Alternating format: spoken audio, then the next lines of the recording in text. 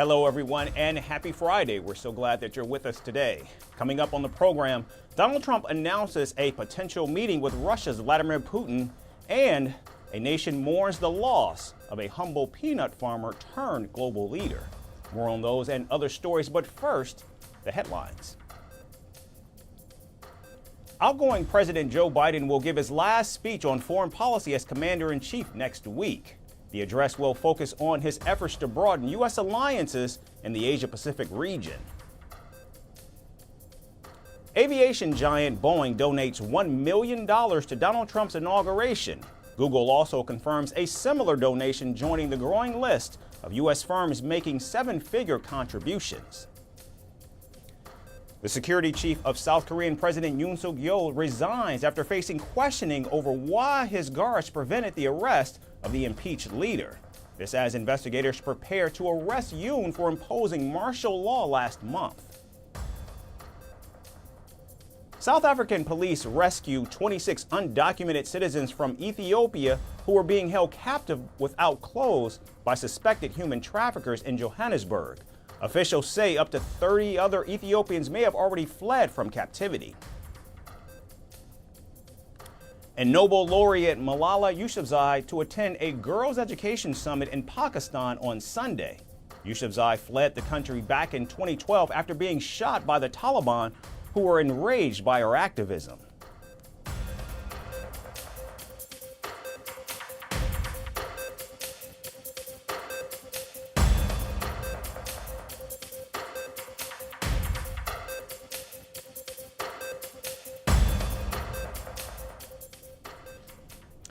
We begin in the United States, where Donald Trump said on Thursday that an in-person meeting with Russia's Vladimir Putin is being arranged. However, there are no other details about this potential meeting, and the Kremlin has also stated that Putin is open to the meeting.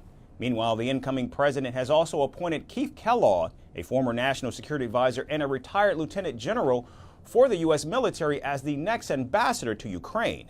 Now, Kellogg has been tasked with ending the war between Ukraine and Russia, even if it means that Kyiv has to cede land to Putin. However, Lloyd Austin, the outgoing defense secretary, urged the incoming administration to support Ukraine in defeating the Russian forces. I'm leaving this contact group not with a farewell, but with a challenge. The coalition to support Ukraine must not flinch. It must not falter, and it must not fail. Ukraine's survival is on the line, but so is all of our security. And so this coalition must continue to stand foursquare with Ukraine and to strengthen Ukraine's hand for the negotiations that will someday bring Putin's monstrous war to a close. Now, that road is challenging, but all the alternatives are far worse. No responsible leader would let Putin have his way. It's up to the future administration to make their own decisions. We want to make sure that we've done everything we can to ensure that, we're continuing to support, to provide, and they have the options to go in whatever direction they want to go in. Ukrainian President Volodymyr Zelensky said that he is looking forward to working with Donald Trump once he assumes office. He also added that only Trump can stop Putin, but it will not come at the cost of Ukrainian lives and territory. We'll first come to an agreement with Trump, and only then. And I'm convinced that he can offer strong security guarantees together with Europe, and then we can talk with the Russians. Only this way it can happen. We can't just immediately sit down, the three of us. If Trump, for example, immediately went for a ceasefire without serious security guarantees for Ukraine, he would have given Putin a green card. I'm not saying that this is what he wants. He doesn't want this. I trust what he's saying. However, he would have given him a pass, opportunities so to say, because in Putin's head is one goal, to put me at odds with Trump. In Putin's head is to finalize the occupation of all Ukrainian territories. This is all in his sick head, I'm sure. Now, Donald Trump has promised to negotiate an end to the war in Ukraine once he's sworn into office. However, the next commander-in-chief has seen his initial overtures to both leaders so far rejected, suggesting a deal to end the war might be much more elusive than Trump expected. And staying in the United States, massive wildfires sweeping across Los Angeles, California have killed at least 10 people, displaced close to 200,000, and burned over 30,000 acres of land. And as new fires continue to spring up, a millionaire real estate executive is drawing backlash for offering to pay any amount of money to private firefighters to protect his luxury home from the Palisades wildfire. In a post on X, Gelt Venture Partners co-founder Keith Wasserman asked if any of his followers had access to private firefighters. However, his post was met with immediate outrage, with social media users calling out his tone-deaf request. Some users, in fact, claimed Wasserman's family had already been evacuated, but he still wanted to risk the lives of firefighters to save a house that was most likely insured. Other users accused the millionaire of trying to eat into resources at a time of crisis. Wasserman's post went viral with millions of views in a matter of hours. However, he later disabled his account due to massive criticism. Now, the latest and most destructive wildfires in Los Angeles have also ignited fury against California Governor Gavin Newsom and City Mayor Karen Bass. Newsom, who's being blamed for the shortage of water amid devastating wildfires, was confronted by a distraught resident on Thursday who offered to fill up the hydrants herself. Meanwhile, Karen Bass is also under scrutiny for her decision to cut the fire department's budget by over $17 million last year. And fanning the political flames, President-elect Donald Trump took to social media and called the two Democrats grossly incompetent. One of the best and most beautiful parts of the United States of America is burning down to the ground. It's ashes, and Gavin Newsom should resign. This is all his fault. Fire has been spreading rapidly for 3 days, zero containment. Nobody has ever seen such failed numbers before. Gross incompetence by Gavin Newsom and Karen Bass. And now Donald Trump's close ally Elon Musk and several other Republicans have blamed California's diversity and inclusion policies promoted by Democrats. Moreover, MAGA supporters have singled out Los Angeles Fire Chief Kristen Crowley, who is the city's first openly queer woman overseeing the firefighters. Damage assessments are ongoing at the Palisades fire. However, preliminary reports estimate the damage or destroyed structures to be in the thousands. It is safe to say that the Palisades fire is one of the most destructive natural disasters in the history of Los Angeles. Conservatives claim Crowley was hired under the DEI program and isn't actually qualified for the position. However, the fire chief has more than 22 years of experience as a firefighter, and back in 2016, she also became the city's first female marshal. Now, as Republicans continue to politicize the disaster, time is running out, with the Los Angeles wildfire set to become the costliest in American history, with damages estimated to exceed $150 billion. And on Thursday, hundreds gathered at the Washington National Cathedral to honor the longest living president, Jimmy Carter. A humble peanut farmer, Jimmy Carter rose through the ranks of the Democratic Party to become president and even won the Nobel Peace Prize. The 100-year-old president's solemn occasion turned into a unifying moment as 5 living presidents attended the ceremony. Former President Barack Obama and President-elect Donald Trump shared smiles and conversations, while former President George W. Bush and Bill Clinton received a gracious welcome. And in the front row were President Joe Biden and Vice President Kamala Harris, who also delivered heartfelt eulogies. Our next report has more.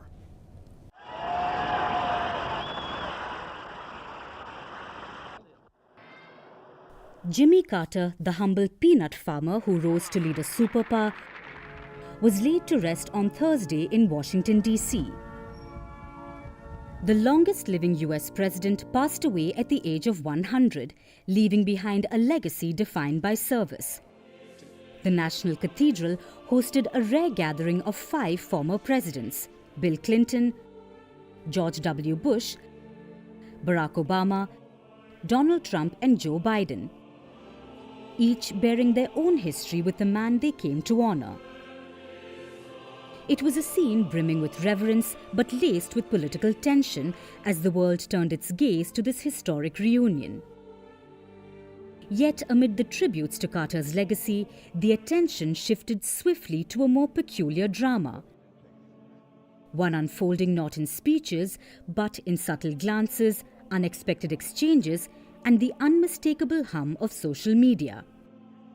Because in today's hyper-connected world, nothing escapes scrutiny, and cameras caught moments that spoke louder than any eulogy. Barack Obama and Donald Trump seated beside each other. It was a scene few could have imagined, because in the past, Obama was the same man who once branded Trump unfit for office and was now chatting amiably with him. And just like the wildfires, social media erupted. Obama and Trump looked like besties, one user quipped on X, while others speculated about the nature of their camaraderie, with one saying, "Is Obama warming up to Trump's influence?" The irony wasn't lost. Trump, a polarizing figure, now seemed to draw more attention because who doesn't want to be friends with the next president? Off the top, you mentioned the Carter funeral today. What were you talking to Barack Obama about? It did look very friendly, I must say. I didn't realize it. I didn't realize it, how friendly it looked. I saw it on your wonderful network just a little while ago before I came in, and I said, boy, they look like two people that like each other, and we probably do. We have little different philosophies, right? But we probably do. I don't know, we just got along, but I got along with just about everybody on that. We met backstage, as you know, before we went on, and I thought it was a beautiful service, but we all got along very well, which is good.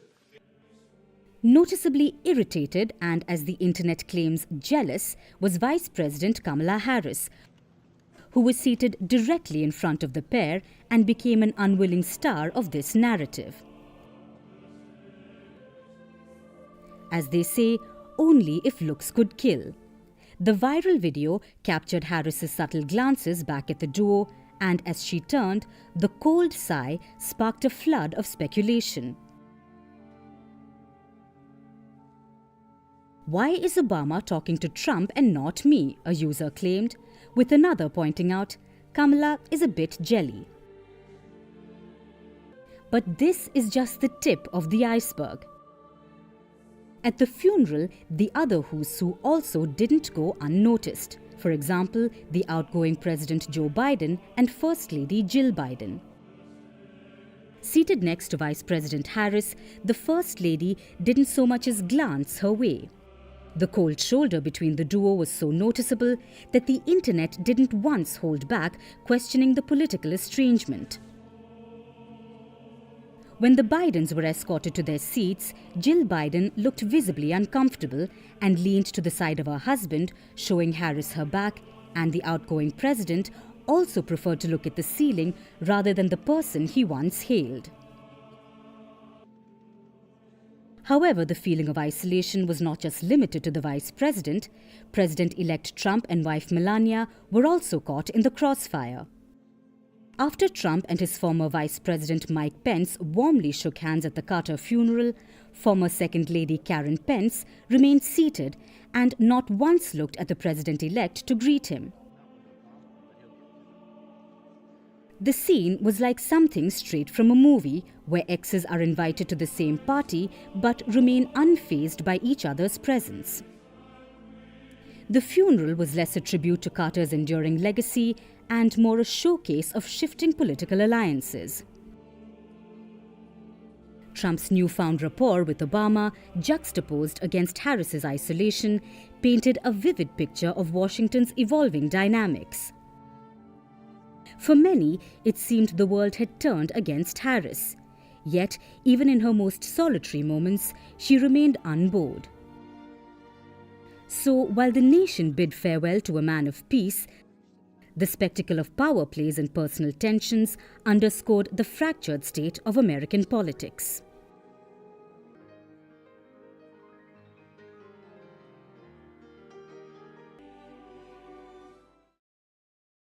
And now moving to the United Kingdom, tech billionaire Elon Musk is reportedly looking into how Prime Minister Keir Starmer could be removed as the country's leader. Reports say the world's richest man has privately discussed with his inner circle how he could destabilize the ruling government with the help of his right-wing allies. The Tesla CEO reportedly seeks to build support for alternative political movements to force a leadership change before the UK's next general election. Several British prime ministers in recent decades, including Tony Blair, Boris Johnson, Liz Truss, and Rishi Sunak, exited early due to their waning popularity. Elon Musk, who boosted President-elect Donald Trump's victory in the United States, has taken keen interest in British politics in the past few months. Musk has emerged as a strong critic of Prime Minister Starmer, issuing aggressive posts against him on his social media platform X. And over the last week, he shook the Labour government by scrutinizing Starmer's past record as a prosecutor and accusing him of being complicit with the crimes of child sex offenders. The attacks on Starmer evolved around the sexual exploitation of thousands of young girls by Pakistani grooming gangs across England over several decades. However, the British leader has firmly rejected this criticism of his time as a prosecutor. On the question of Elon Musk, look, I think most people are more interested in what's going to happen to the NHS, frankly, than what's happening on Twitter. Those that are spreading lies and misinformation as far and as wide as possible, they're not interested in victims. In recent weeks, the SpaceX CEO has also backed the Reform UK party, but he's distanced himself from its leader, Nigel Farage. Elon Musk is instead strategizing to replace Farage with a new candidate, as the right-wing populist party has surged in popularity in recent polls. Meanwhile, in a bizarre turn of events, controversial internet personality Andrew Tate has launched his own political party, Britain Restoring Underlying Values, or BRUV. The former professional kickboxer, who remains under house arrest in Romania over charges of human trafficking, child sex abuse, and tax evasion, says he intends to run for prime minister. Yes, I am launching a political party. All the leaders of Western countries have failed. The chance of me becoming UK Prime Minister within the next 10 years is somewhere near 100%, because I'm one of the most well-known people on the planet who can self-fund, and everybody understands, even if you don't like me, I get things done. I will be the next UK Prime Minister. I guarantee that there is a timeline that everybody is going to live in. Every single person watching this video at some point in the future is going to watch me become the Prime Minister of the UK. And I will fix every single problem. I've laid out how I'm going to do it. You can go to votebruv.co.uk and you will see exactly how I'll fix all the issues. Elon Musk has voiced his support for Tate's bid to become the Prime Minister of UK. And in a video clip circulating on social media, Tate referred to himself as the unofficial Prime Minister of Britain. A social media user sharing Tate's video claimed that even if the influencer doesn't win the election, his involvement is capable of transforming British politics. And Elon Musk agreed to the user's sentiment. Now, of course, it remains to be seen if Musk, who previously called on Britain's King Charles to dissolve Parliament and call a snap election, would officially endorse Andrew Tate's bid. And finally, from Europe, in southern France, a recycling campaign that's anything but ordinary is creating massive controversy. In Béziers, buses are rolling out with the faces of Kim Jong-un, Vladimir Putin, and Ali Khamenei, with a tagline, "Don't forget to sort the trash." Now, what started as a local push for waste sorting has now gone global, sparking outrage, debate, and even diplomatic tensions.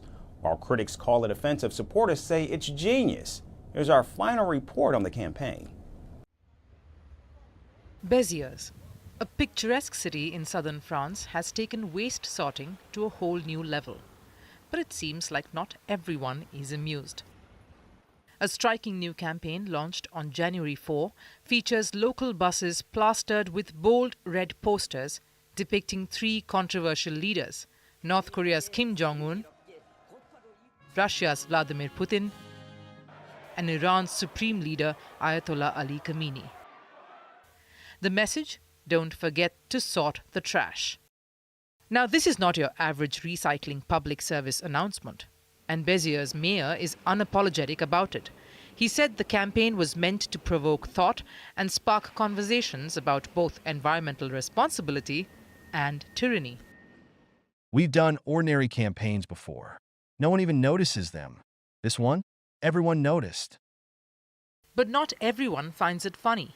Iran's foreign ministry lashed out, calling the campaign insulting and provocative. The posters, they claim, are a blatant violation of cultural respect. The use of offensive content against officials of the Islamic Republic of Iran is a flagrant violation of internationally accepted principles and rules based on respect for the cultural values of other nations. The French government should take the appropriate measures to prevent the repetition of such provocative actions. This uproar comes as France and Iran's relationship is already on shaky ground. Tehran is holding 3 French nationals whom France has labeled hostages. Meanwhile, French President Emmanuel Macron recently branded Iran as the main strategic and security challenge in the region. Iran, unsurprisingly, didn't take kindly to the remarks, dismissing them as baseless. Iran is the main strategic and security challenge for France, the Europeans, the entire region, and far beyond. The acceleration of its nuclear program brings us very close to the breaking point. Its ballistic program threatens European soil and our interests. Iran is already involved in Russia's war against Ukraine through assertive and fully identified military support. Facing backlash and concerns for the safety of bus drivers, Béziers officials decided to remove the posters. We take this very seriously. I don't want the slightest problem for anyone. Social media reactions have been as varied as the colors in a recycling bin. Some residents admire the campaign's creativity, calling it courageous and creative, while others are appalled, accusing the city of poor taste and unnecessary provocation. But if the goal was to get people talking, that mission is certainly accomplished. In the end, whether people see the campaign as offensive or innovative, one thing is clear: sorting waste has never been this provocative.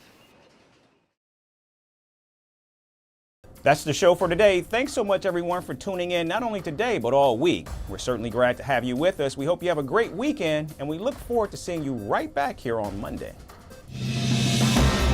Donald Trump's return to the Oval Office is imminent. He will soon take the oath of office and once again lead the nation. God spared my life for a reason. President-elect Donald Trump's first priority: tackling illegal immigration and securing the nation's borders. We're going to fix our borders. The incoming administration has prioritized the Russia-Ukraine war. Can they succeed in ending one of the world's most challenging conflicts? I will have the horrible war between Russia and Ukraine settled. And as he returns to the White House, will Donald Trump resume a bruising trade war with the world's second largest economy, China? If China or some other country is behaving badly, we have things called tariffs. All of this and more right here on Firstpost America.